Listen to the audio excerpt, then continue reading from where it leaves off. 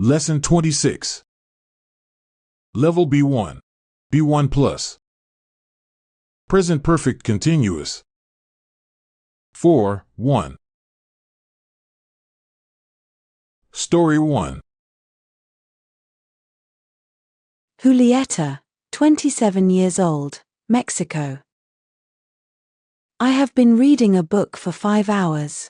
There are a few other things that I probably should be doing right now, but I can't put the book down. It's such a page-turner. My sister's kids have been running around the house for over 2 hours. They have been trying to distract me because they want me to entertain them, but I have been ignoring it. They have been screaming and singing nursery rhymes for 30 minutes straight, but even that hasn't distracted me.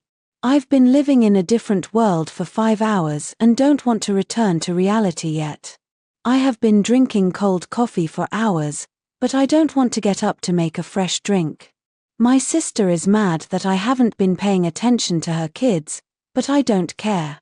This book is so fascinating that I haven't been thinking of anything or anyone else for the past 5 hours.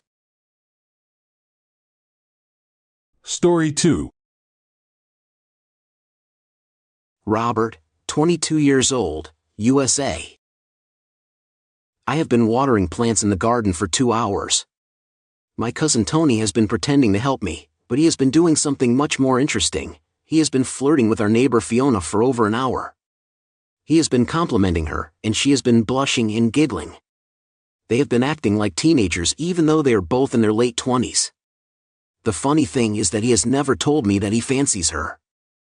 I have been watching them for the past hour, and I have no doubt about it. I'm not an expert when it comes to flirting, but it's clear to me that she likes him too.